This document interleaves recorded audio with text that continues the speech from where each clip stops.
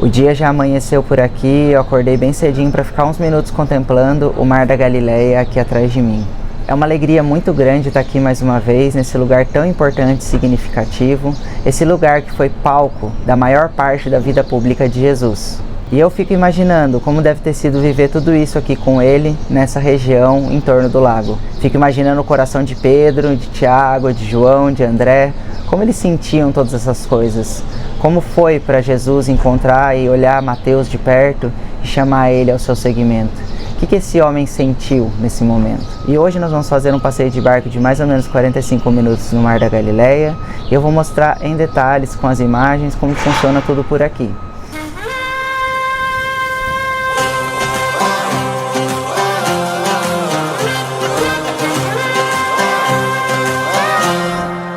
אלוהי השמיים, הוא יצליח לנו.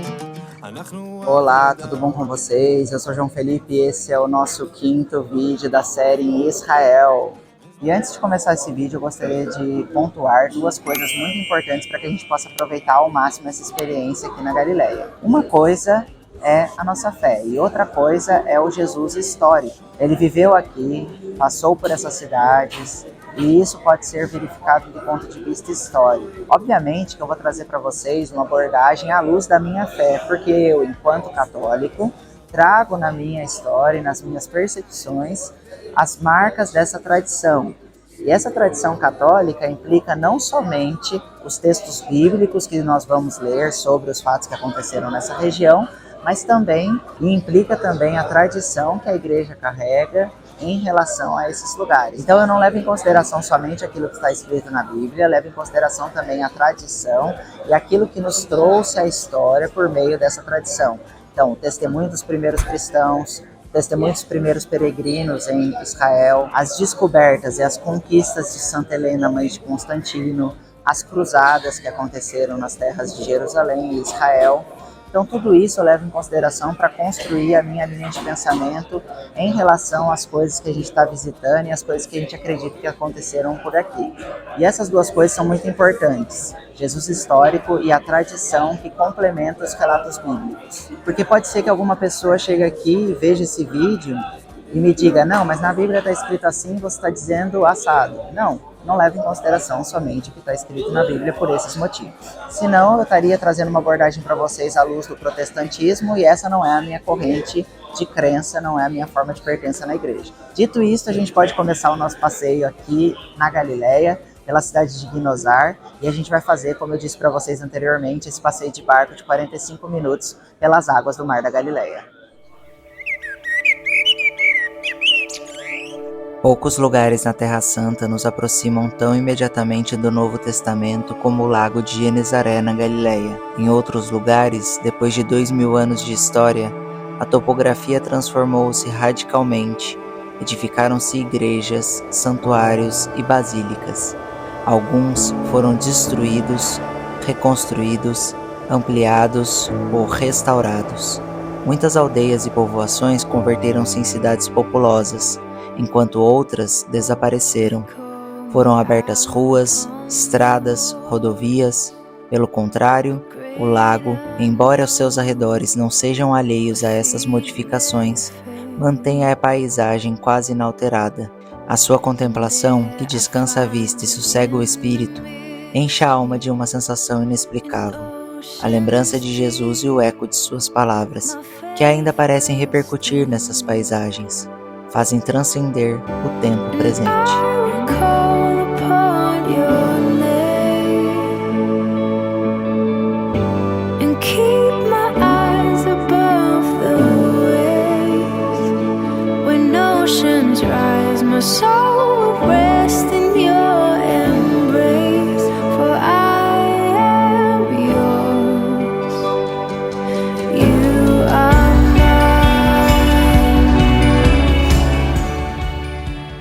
Logo ali, na saída do passeio de barco, existe um museu bem interessante, o Igal Alon Museu.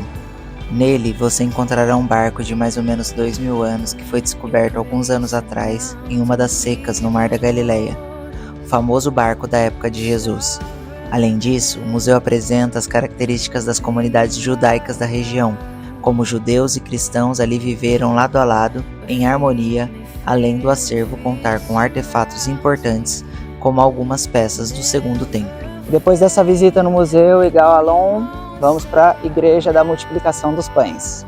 Aqui nesse lugar, segundo a tradição que recebemos, foi o lugar da multiplicação dos pães. Nos primeiros séculos, eles marcavam as rochas para guardar exatamente os lugares onde as coisas aconteceram. E já no século IV, a peregrina Egéria relata ter visitado esse lugar. Depois de séculos de abandono das invasões persas e árabes, somente no século XIX o lugar foi adquirido pela Sociedade Alemã da Terra Santa, o que possibilitou em 1911 as primeiras escavações e a descoberta das ruínas das igrejas do século IV e V, confirmando a tradição de que este é o lugar onde os primeiros cristãos se reuniam para celebrar e lembrar da multiplicação dos pães. Nós saímos ali da Igreja da Multiplicação dos Pães, viemos andando até a Igreja da Primazia de Pedro. A gente vai visitar esse local tão interessante onde aconteceu aquela passagem de João 21, onde Jesus olha para Pedro e diz: Pedro, tu me amas? Apacenta as minhas ovelhas. Meu olhar no horizonte desse imenso mar, sei que não posso. O relato de Egéria não afirma que existisse uma igreja na margem onde Jesus apareceu, mas um texto tardio dos séculos X e XI atribuiu à imperatriz Santa Helena a construção de um santuário dedicado aos apóstolos no lugar onde o Senhor comeu com eles. Alguns documentos, a partir do século IX, denominam-no indistintamente Mensa Tavola Domini, dos 12 tronos ou das brasas, todos nomes que recordam aquele almoço. Através de um testemunho da Idade Média, sabemos também que o templo estava particularmente dedicado ao príncipe dos apóstolos. No sopé do monte está a igreja de São Pedro, muito bela, mas abandonada, afirma o peregrino Seu Vulfus, em 1102. Após diversas vicissitudes, foi definitivamente destruída em 1263. A atual, construída pelos franciscanos em 1933, sobre as fundações da antiga capela, chama-se Igreja do Primado, para recordar o lugar onde Jesus confirmou Pedro como pastor supremo da igreja. Pesquisas arqueológicas realizadas em 1969 confirmaram que sob a Igreja do Primado se encontram restos de 2 santuários mais antigos. Do primeiro, datado de finais do século IV, restam alguns fragmentos das paredes com reboco branco. O segundo, construído 100 anos mais tarde em basalto, é reconhecível nas paredes perimetrais. Ambos tinham como centro uma rocha chamada pelos peregrinos Mensa Christi, que atualmente se continua a venerar diante do altar como o local da refeição com os apóstolos. Além disso, os degraus referidos por Egéria podem ser observados na parte exterior, no lado sul da capela, protegidos por um portão. Vou enchê-las de almas pro reino de Deus. Eu, um simples Pedro, um pescador, chamado por Deus a buscar outro mar.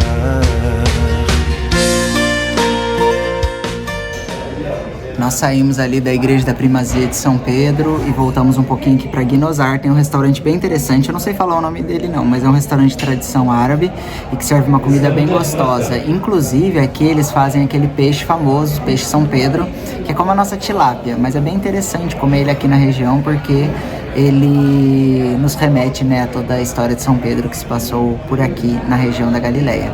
Então a gente vai almoçar, descansar um pouquinho e depois a gente continua a nossa visita. Pós-almoço, o sono vai batendo, mas a gente tem bastante coisa para ver ainda aqui na região da Galileia e a próxima destinação é Cafarnaum, a cidade de Jesus. Palco de grande parte da vida pública de Jesus, a Galileia era o lugar onde os escritos bíblicos nos levam a crer que ele se sentia em casa, onde ele estabeleceu relações profundas com as pessoas, com o lugar. Em Cafarnaum, Jesus escolheu morar de maneira estável. Se eu pudesse definir a cidade em 2 palavras, eu diria amizade e compaixão. Quantos milagres, quantas pessoas tocadas por seu amor, quantas manifestações de Deus. Alguns acontecimentos que aconteceram nessa cidade durante os primeiros séculos permitiram conhecer bastante bem como era a Cafarnaum onde Jesus viveu. No início do período árabe, no século VII, a cidade que era cristã entrou em declínio. 200 anos mais tarde, devia estar completamente abandonada. Os edifícios desmoronaram-se. Essa área transformou-se num conjunto de ruínas que gradualmente ficaram sepultadas. Foi a própria terra que ocultou a localização de Cafarnaum e fez cair no esquecimento esses vestígios, que os conservou quase intactos até os séculos XIX e XX, quando a custódia da Terra Santa conseguiu adquirir a propriedade e promoveu as primeiras escavações. O trabalho dos arqueólogos, realizado em inúmeras campanhas desde 1905 até 2003, permitiu confirmar que Cafarnaum se estendia por cerca de 300 metros ao longo da costa do Mar de Genezaré, de leste a oeste, e por outros 200 para o interior, em direção ao norte. A sua expansão máxima coincidiu com a época bizantina, mas nem então ultrapassaria 1.500 habitantes. No final do século IV, a peregrina Egere escrevia: em Cafarnaum, transformou-se em igreja a casa do príncipe dos apóstolos, cujas paredes foram preservadas até hoje tal como eram, e o trabalho arqueológico de fato encontrou exatamente este lugar, a casa de Pedro.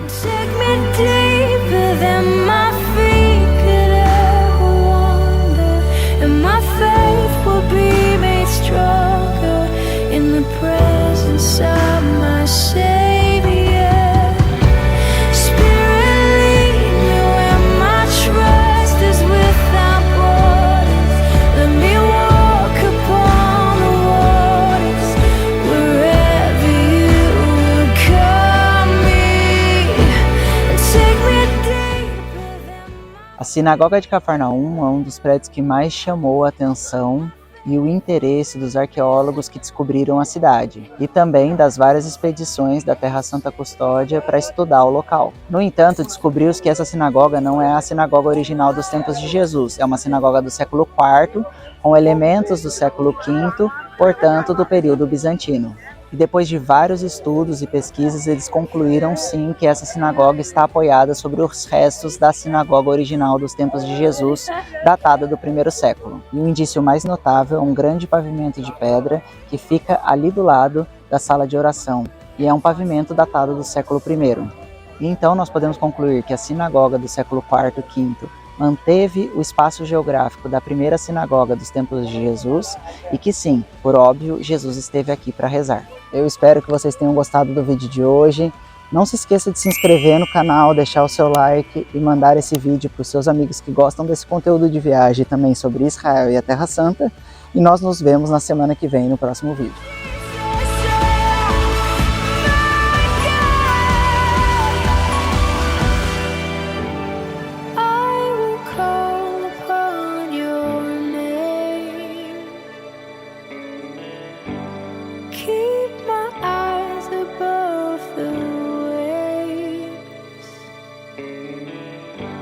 My soul